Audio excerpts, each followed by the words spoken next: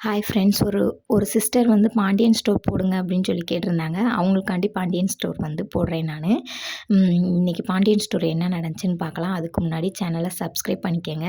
நீங்கள் லைக் பண்ணால் தான் எனக்கு கொஞ்சம் சப்போர்ட்டாக இருக்கும். லைக் பண்ணிக்கங்க. இன்னைக்கு பாண்டியன் ஸ்டோரில் என்ன நடந்துச்சுன்னு கேட்டிங்கன்னா, கதிர் இருக்காங்கள்ல, கதிரோட ஒய்ஃபை வந்து அவங்க வேலை சம்மந்தப்பட்டதில் சேர்க்குறதுக்காண்டி ஒரு ஊர் போயிருக்காங்க. அந்த ஊரில் 2 பேர் இருக்காங்க. 2 பேர் இருக்கையில் அவங்க ஒய்ஃப் வந்து முடிய கோரிக்கிட்டு இருக்காங்க. கோரிக்கிட்டு இருக்கையில் அழகா இருக்காங்கன்னு சொல்லி அவங்க வீட்டுக்கார் கொஞ்சம் ரொமான்ஸ் பண்ணுறாரு. அந்த சீன் நடக்குது.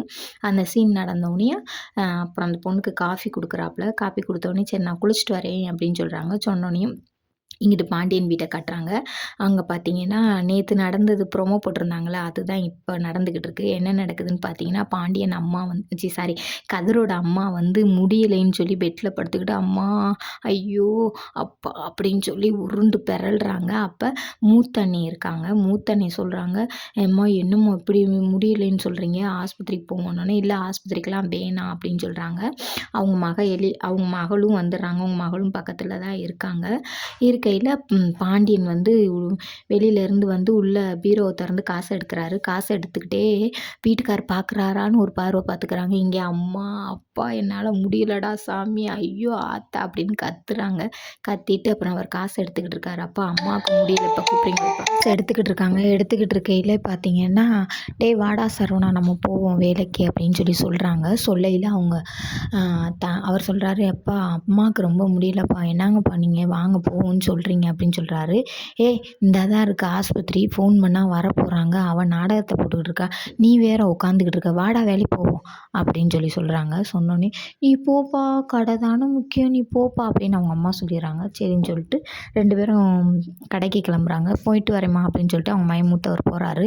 அப்புறமா அப்போ அவங்க மகளை கூப்பிட்றாரு. பாப்பா பாப்பா இங்கே வா பாப்பா, நீ காசு கேட்டல இந்தா அப்படின்னு சொல்லி அவங்க அப்பா கொடுக்குறாரு பாண்டியன். அப்போ புருஷன் என்னமோ நம்மளை பற்றி சொல்கிறாரா அப்படின்னு சொல்லி பார்க்குறக்காண்டி எட்டிக்கிட்டு பார்க்குறாங்க. ஒன்றும் சொன்ன மாதிரி தெரியல. அப்புறம் மகளை கூப்பிட்றாங்க. கூப்பிடையில மக முழிச்சு பார்க்குது. என்னடா இவ்வளோ நேரம் அம்மா முடியலன்னாங்க, இப்போ நல்லா தானே பேசுகிறாங்க அப்படின்னு சொல்லி பார்க்குது. உங்கள் அப்பா கூப்பிட்டார, என்னைய பற்றி கேட்டாரா அப்படின்னு சொல்லி அவங்க அம்மா கேட்குறாங்க. நீ நடித்தது எனக்கே நல்லா தெரிஞ்சேம்மா, அப்பாவுக்கு என்ன தெரியாமலா போயிருக்கும், கண்ணை இப்படி இப்படி பார்த்து பார்த்து சொன்னேம்மா அப்படின்னு சொல்லி சொல்கிறாங்க மக. இல்லடி அப்படிலாம் இல்லை, பொய் சொல்லாத, எங்கள் வீட்டுக்கார் சொல்லியிருப்பாரு, இந்த என்னது அவளை பத்திரமா பார்த்துக்க, ஆஸ்பத்திரிக்கு கூப்பிட்டு போன்னு தானே சொன்னார் அப்படின்னு. அதெல்லாம் எதுவுமே அப்பா சொல்ல, நான் ஒரு 200 கேட்டிருந்தேன், அந்த 200 கொடுத்தாரு, அதுக்கு தான் கூப்பிட்டாரு அப்படின்னு சொல்லணும். அப்படியா, என்னை கேட்கலையா அப்படின்றாங்க. சொன்னோன்னே அப்படியே கதிரை காமிக்கிறாங்க. கதிரும் அந்த பொண்ணும் சேர்ந்து அந்த டுட்டோரியல் இடத்துக்கு போகிறாங்க. போகையில் 2 பேரும் நடந்து வராங்க. நடந்து வரையில் 2 பேரும் பேசுகிறாங்க. நேற்று நைட்டு எனக்கு கார் ஓட்டினனால, காரில் வந்தனால எனக்கு ஒரு மாதிரி டயர்டாக இருக்குது அப்படிங்கிறாங்க. கார் நீ ஓட்டவே இல்லையேன்னு நீ கேட்கலாம், இருந்தாலும் எனக்கு ஒரு மாதிரி டயர்டாக இருக்குது, அதனால என்னால் ஆட்டோவில் போயிடுவோம் அப்படின்னு. சரின்னு 2 பேரும் பேசிக்கிட்டே வராங்க. வரையில் ஒரு ஆட்டோ வருது. ஆட்டோவில் ஏறுறாங்க. ஏறிக்கிட்டு இருக்கையில் அந்த புள்ள விட்டு சாலை இவர் மூஞ்சில் படுது. படையில் அவர் ஏதோ யோசிக்கிறாரு. ஐயோ ஊருக்கு போகிற வரைக்கும் எந்த ஒரு எண்ணமும் வரக்கூடாது அப்படின்னு சொல்கிறாரு. சொல்லி முடிச்சோன்னையும் ஆட்டோக்காரர் ஸ்பீடாக போகிறாரு. அந்த பொண்ணு மேலே இடிச்சிடுறாரு. இடிச்சோன்னே சாரி அப்படின்றாங்க. சரின்னு சொல்லிட்டு இப்போ வந்து அந்த டுட்டோரியல் இடத்துக்கு போயிருக்காங்க. அந்த பொண்ணுக்கு ஒரு பேனா கொடுத்து ப்ரெசென்ட் பண்ணி, இனிமேல் நீங்கள் ஐபிஎஸ் ஆகுறதுக்கு என்னோடய வாழ்த்துக்கள் சொல்லி சொல்கிறாங்க. சரி நீ அப்போ போய் ரூமில் ரெஸ்ட் எடு அப்படின்னு சொல்லி சொல்கிறாங்க. இல்லை நான் ரூமில் ரெஸ்ட் எடுக்கலை, நீ போய் இங்கே நீ எல்லாம் கோச்சிங் சென்டரில் நல்லா போய் படிச்சுட்டு வா, நான் இங்கேயே வெயிட் பண்ணுறேன் அப்படின்னு சொல்லிட்டு அவங்க உள்ளே போகிறாங்க. உள்ளே போனோடனையும் அந்த முன்னாடி இருக்க பொண்ணுகிட்ட கேட்குறாங்க, இங்கே வெயிட் பண்ணலாமான்னு சொல்லிட்டு. சரி வெயிட் பண்ணுங்க அப்படின்றாங்க.